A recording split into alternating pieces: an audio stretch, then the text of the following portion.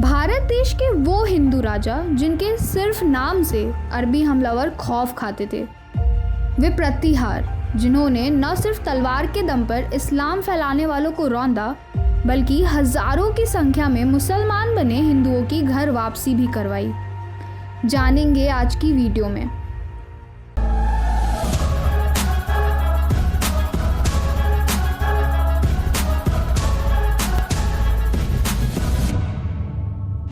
भारतवर्ष पर इस्लामिक आक्रमणों का दौर 7वीं शताब्दी से प्रारंभ हो गया था, जिसका प्रतिरोध यहाँ के प्रतापी शासकों ने पूरी शक्ति से किया। इसी का परिणाम था कि जो इस्लाम अपने उदय के कुछ समय बाद ही तलवार के दम पर मध्य और पश्चिम एशिया में फैल चुका था, उसे भारतवर्ष की सीमाओं में प्रवेश करने में पूरे 500 साल लगे। इन्हीं 500 वर्षों के अडिग प्रतिरोध का 300 वर्षों तक नेतृत्व किया भारत की सीमाओं के प्रहरी प्रतिहारों ने। Welcome to Dharma Chariot. प्रतिहार राजपूत अपने शिलालेख में लिखते हैं कि लक्ष्मण ने अपने भ्राता रामचंद्र के द्वारपाल रक्षक अर्थात प्रतिहार का कार्य किया था। उन्हीं रघुवंशी लक्ष्मण के वंशज प्रतिहार कहलाए थे और प्रतिहारों ने अपनी इस उपाधि को सार्थक भी किया। अरबी उमैदी कैलीफेट को न सिर्फ भारत भूमि से बाहर खदेड़ा बल्कि उन्हें इतना भयभीत कर दिया कि मुसलमान सेना भारतवर्ष में प्रवेश करने से भी हिचकने लगी थी। मंडोर से अपना राज्य प्रारंभ कर प्रतिहारों की एक शाखा चावरा क्षत्रियों को हरा जालौर भिनमाल के क्षेत्र में पहुंची। उस समय दक्षिण पश्चिम राजस्थान तथा गुजरात का उत्तरी भूभाग गुर्जर देश अथवा गुजरातरा नाम से जाना जाता था।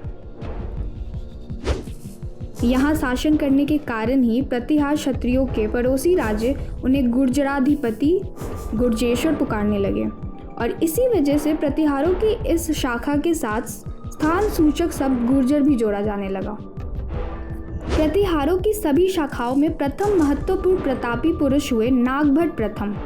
अरबों ने 8वीं शताब्दी के प्रारंभ में जब सिंध मुल्तान को जीता तो जुनैद ने अपनी सेनापतियों को मारवाड़, भरौज, उज्जैन, मालवा आदि स्थानों पर अधिकार करने के लिए भेजा। उस समय नागभट्ट प्रथम ने पड़ोसी राजपूत राजाओं का नेतृत्व कर अरबों से इन स्थानों को मुक्त करवाया और उन्हें पीटते हुए भारत की सीमाओं से बाहर तक खदेड़ दिया। हिंदुओं का यह प्रतिकार अरबी मुसलमानों के लिए किसी बुरे सपने से कम नहीं था। इस घटनाक्रम का वर्णन प्रतिहारों की ग्वालियर प्रशस्ति में इस प्रकार है कि मलेच्छ शासक की विशाल सेनाओं को चूर करने वाला वो यानी नागभट्ट मानो नारायण स्वरूप लोगों की रक्षा के लिए उपस्थित हुआ था। ईस्वी 800 में नागभट्ट द्वितीय हुआ, जिसने प्रतापी राष्ट्रकूट शासकों से कन्नौज को छीन लिया और उसे प्रतिहारों की राजधानी बनाया। नागभट्ट द्वितीय ने बंगाल के पाल शासक को भी पराजित किया तथा प्रतिहारों में प्रथम बार परम भट्टारक महाराजाधिराज परमेश्वर की उपाधि धारण की और प्रतिहारों के राज्य क्षेत्र की सीमा को बढ़ाया। फिर समय आया रघुवंशी प्रतिहारों की शक्ति के चरमोत्कर्ष का।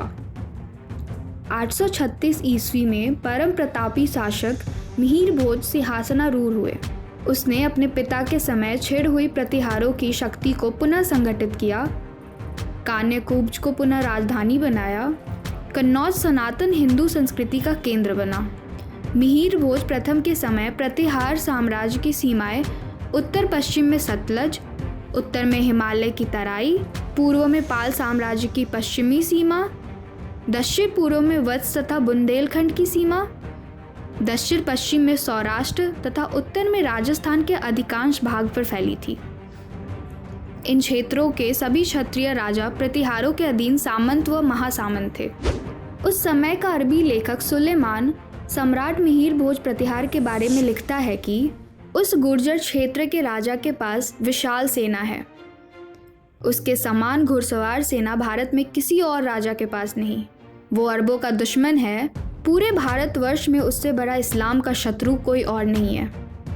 उसके पास अपार धन संपदा है, अनेकों ऊंट घोड़े हैं। अल मसूदी लिखता है, कैसे सिंध और मुल्तान के गवर्नर सूर्य मंदिर को जलाने से खौफ खा रहे थे जब उन्होंने सुना कि प्रतिहारों की सेना प्रतिकार करने आ रही है। शत्रुओं द्वारा भी इस प्रकार का गौरवमयी वर्णन बताता है कि सम्राट मिहिर भोज का व्यक्तित्व कितना विशाल रहा होगा। मिहिर भोज ने अरबों के दमन के उपलक्ष्य में आदि वराह की उपाधि को धारण कर श्रीमद वराह अवतार अंकित सिक्के चलवाए थे।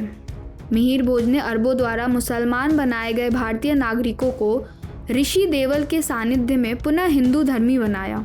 मिहिर भोज के बाद भी प्रतिहार वंश के महेंद्रपाल, भोजदेव, महिपाल जैसे शासक हुए। सभी ने अपने पूर्वजों के समान भारत की सीमा का प्रहरी बनकर आक्रांताओं को बार बार कुचला। 300 वर्षों के कालखंड में जब अरब आक्रांता सिंध प्रदेश पर विजय प्राप्त कर भारत के सीमावर्ती क्षेत्र पर अधिकार करने का प्रयत्न करने लगे थे, तब देशभक्त प्रतिहारों ने गोहिलों, चौहानों तथा अन्य राजपूत सामंतों के साथ उनके विरुद्ध इस प्रकार मोर्चाबंदी की थी कि मानो नारायण ने हिरण्याक्ष के पंजे से पृथ्वी को मुक्त कराया हो। निसंदेह यही उनके आदि वराह की उपाधि को धारण करने की सार्थकता थी। ये थी कहानी भगवान रामचंद्र के अनुज लक्ष्मण को अपना मूल पुरुष मानने वाले, उत्तर व मध्य भारत को एक सूत्र में बांधने वाले, भारत भूमि की सीमा के प्रहरी रहे प्रतिहार राजपूतों के विदेशी ताकतों से संघर्ष की। वो गौरव गाथा जो हर हिंदू, हर भारतीयों को गर्व की अनुभूति कराती है। ऐसे ही इंटरेस्टिंग फैक्ट्स और इंसिडेंट्स के लिए चैनल को सब्सक्राइब करें। यदि वीडियो पसंद आई हो तो प्लीज़ लाइक एंड शेयर भी कर दें, और कोई फीडबैक हो तो कमेंट सेक्शन में ज़रूर बताएं। Till then keep watching and stay connected.